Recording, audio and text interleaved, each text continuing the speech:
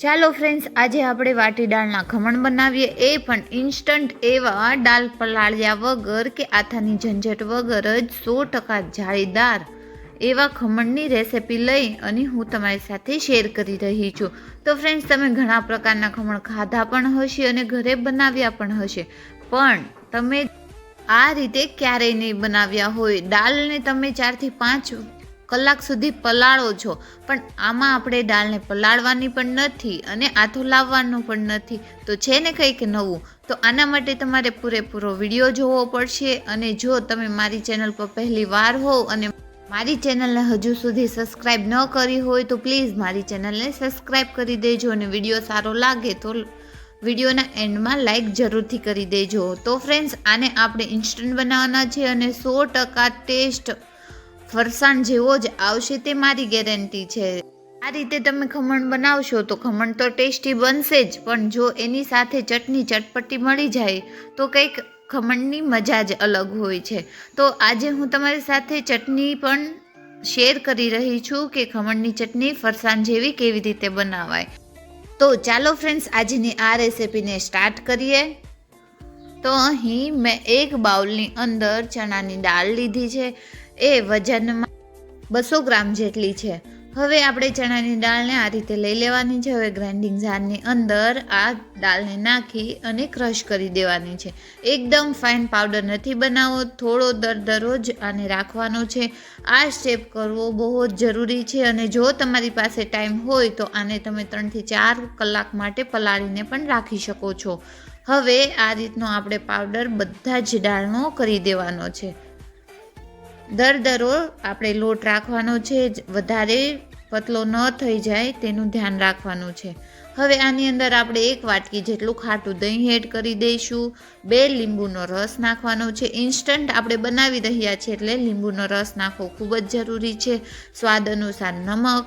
અને ખમણની અંદર આદુનો ટેસ્ટ થોડો વધારે હોય છે એટલે મેં અહીં આદુ થોડું વધારે લીધું છે. અને ટેસ્ટ અકોર્ડિંગ તમે મરચી એડ કરી શકો છો. થોડું એવું પાણી નાખી અને આને આપણે ક્રશ કરી દેવાનું છે. 3 થી 4 મિનિટ માટે આને ક્રશ કરી દઈશું. એટલે ફ્રેન્ડ્સ, તમે જોઈ શકો છો કે એકદમ સારું એવું થીક બેટર તૈયાર થઈ ગયું છે. અહીં આપણે બેટરને થીક જ રાખવાનું છે, પાણી વધારે ન પડે તેનું ધ્યાન રાખવાનું છે. જો પાણી વધારે પડી જશે તો દાળ સારી એવી ચીકણી નહીં થાય. 3 થી 4 મિનિટ તમે એને ક્રશ કરશો એટલે એકદમ પ્લફી એવું બેટર બનીને તૈયાર થશે. હવે જે કપમાં આપણે ક્રશ કર્યું છે એમાં પાણી એડ કરી અને મિક્સ કરી દઈશું એક્સ્ટ્રા પાણી નાખવા માટે. થોડી એવી હળદર નાખી અને સારું એવું એને ફેટી લઈશું. 3 થી 4 મિનિટ માટે આને ફેટી લેવાનું છે. બિલકુલ આ રીતે જ ફેટવું ખૂબ જ જરૂરી છે ફ્રેન્ડ્સ. અને જો ફ્રેન્ડ્સ તમે દાળ પલાળીને કરો છો તો થોડું પાણી એડ કરીને આ રીતનું પતલું બેટર બનાવવાનું છે. એટલું થીક બેટર ન બનાવો તો પણ ચાલશે, પણ આપણે આને દાળ નથી પલાળી એટલે હું તમને બંનેનું કહું છું. દાળ પલાળીને પણ બનાવવી હોય કે પછી આમનેમ ક્રશ કરીને કરવું હોય તો પણ. હવે આ રીતનું થીક બેટર રાખવાનું છે ને એકદમ ચીકણું એવું બેટર બનીને તૈયાર થઈ ગયું છે. તો હવે આને આપણે ઢાંકીને 10 થી 15 મિનિટ માટે રેસ્ટ માટે છોડી દઈશું. હવે ફ્રેન્ડ્સ, અહીં 10 થી 15 મિનિટ થઈ ગઈ છે. બરાબર દાળ સારી એવી ગળી ગઈ છે. ત્યાં સુધી આપણે આને રેસ્ટ માટે રાખવાનું છે. હવે આને 5 મિનિટ માટે લગાતાર માટે ફેટી લેવાનું છે, જેનાથી એકદમ પ્લફી એવું બેટર તૈયાર થશે.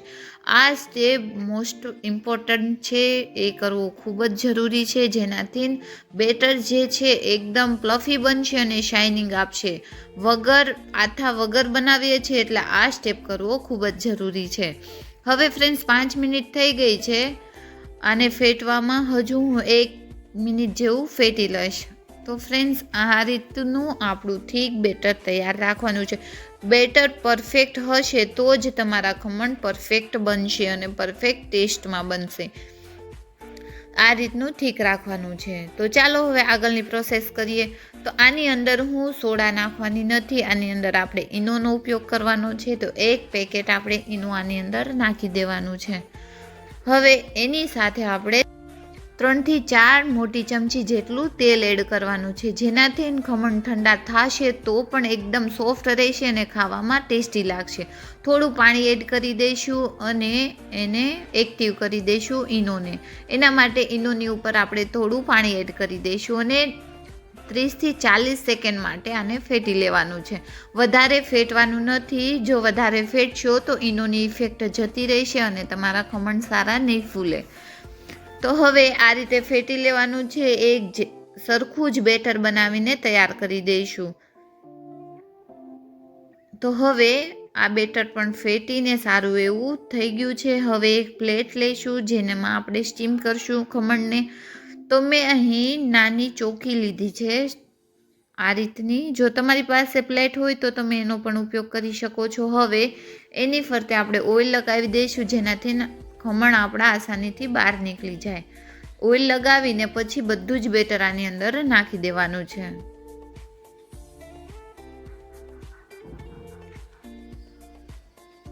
એની કિનારી પર પણ ઓઇલ લગાવવાનું છે, જેનાથી આસાનીથી ખમણ બહાર નીકળી જાય.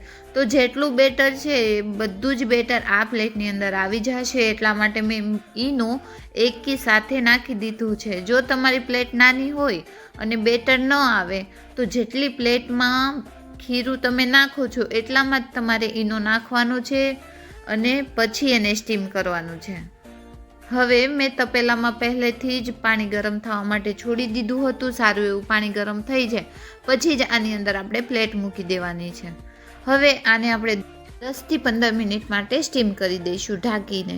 જો તમારી પાસે સ્ટીમર મશીન હોય તો તમે એની અંદર પણ રાખીને સ્ટીમ કરી શકો છો પ્લેટને, પણ મેં આજે તમને આ રીતે બતાવ્યું છે ફ્રેન્ડ્સ. તો 15 મિનિટ થઈ છે અને આપણે ચેક કરીશું કે ખમણ આપણા બફાઈ ગયા છે કે નહીં. તો આની અંદર આપણે નાઈફ નાખીશું અને એકદમ ક્લીન આવે તો સમજવાનું કે આપણા ખમણ પરફેક્ટ બફાઈ ચૂક્યા છે.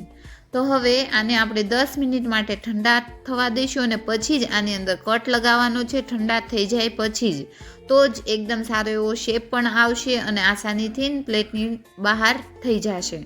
તો હવે આને તમે નાના મોટા શેપમાં કટ કરી શકો છો, જેવા તમને ગમતા હોય તેવા. તો મેં આ રીતે કટ કરી લીધા છે અને ફ્રેન્ડ્સ તમે જોઈ શકશો કે આસાનીથી ખમણ બહાર પણ આવી જશે જો તમે ઠંડા થવા દેશો તો. ગરમ ગરમ કરશો તો આ બહાર આસાનીથી નહીં નીકળે, એટલે 10 મિનિટ માટે એને તમારે ઠંડા તો થવા જ દેવા પડશે. તો ફ્રેન્ડ્સ રિઝલ્ટ તમારી સામે છે. 100% જાળીદાર એવા ખમણ બનીને તૈયાર થઈ ચૂક્યા છે. આમાં તમારે લીંબુ નાખવું ખૂબ જ જરૂરી છે ફ્રેન્ડ્સ. તો આપણે ઇન્સ્ટન્ટ ખમણ બનાવીએ છીએ એટલે ખટાશ તીખાશ વધારે હોય તો જ સારા લાગે આ વાટી દાળના ખમણ. એટલા માટે ખટાશ અને તીખાશનું બેલેન્સ રાખવું ખૂબ જ જરૂરી છે. તો એક ખોલીને બતાવું છું કે કેટલા સરસ એવા જાળીદાર ફરસાણની દુકાન જેવા જ ખમણ બનીને તૈયાર થઈ ગયા છે અને આસાનીથી પ્લેટની બહાર નીકળી જાય છે એવા ખમણ. તો આની ઉપર આપણે વઘાર કરીશું. તો તેલની અંદર જીરું મરચાંનો વઘાર કર્યો છે. ડાયરેક્ટલી જ ઉપરથી હું વઘારને નાખી દેવાની છું. તમારે જો ડાયરેક્ટ પેનની અંદર ખમણને એડ કરીને વઘારવા હોય તો તમે એ રીતે પણ કરી શકો છો. તો ફ્રેન્ડ્સ છે ને ફરસાણ જેવા ખમણ તો ચોક્કસથી તમે આ રેસીપી બનાવજો ને સાથે આની સાથે આપણે ખાઈ શકાય તેવી ચટણી પણ હું તમારી સાથે શેર કરી રહી છું. તો આગળ વિડીયો ચાલુ છે એટલે ચાલુ રાખજો અને આગળ હું તમને બતાવું છું કે ચટણી પણ કેટલી ટેસ્ટી એવી બને છે. તો હવે આને આપણે મિક્સ કરી દઈશું. આ રીતે મિક્સ કરશો તો ખમણનો ભૂકો પણ નહીં થાય ને ખમણ આખા રહેશે. તો ચાલો હવે ચટણી બનાવીએ. તો એક ગ્રાઇન્ડિંગ જારની અંદર લીલા ધાણા, આદુ અને મરચાં નાખવાના છે. આ ખમણની ચટણી થોડીક મીઠાશવાળી હોય છે એટલે ખાંડ અને લીંબુ એડ કર્યું છે. હવે નમક ટેસ્ટ અકોર્ડિંગ નાખી આની અંદર આપણે ખમણ નાખવાના છે. તો મેં થોડા ખમણના ટુકડા લઈ લીધા છે અને આ થોડું એવું પાણી નાખીને ક્રશ કરી દઈશું. તો છે ને એકદમ ચટાકેદાર તીખી અને મીઠી ચટણી. વાટી દાળના ખમણની સાથે તીખી મીઠી ચટણી જ સર્વ કરી શકાય છે. તો જ એનો ટેસ્ટ સારો એવો આવે છે. તો ફ્રેન્ડ્સ, આ રેસિપી તમને કેવી લાગી છે તો કોમેન્ટ કરીને જરૂરથી જણાવજો. વિડીયો સારો લાગ્યો હોય તો લાઇક કરવાનું ભૂલશો નહીં. અને હજુ સુધી મારી ચેનલને સબસ્ક્રાઈબ ન કરી હોય તો પ્લીઝ મારી ચેનલને સબસ્ક્રાઈબ કરી દેજો. અને આવી જ નવી રેસિપી સાથે હું ફરી મળીશ. ત્યાં સુધી બાય, ટેક કેર.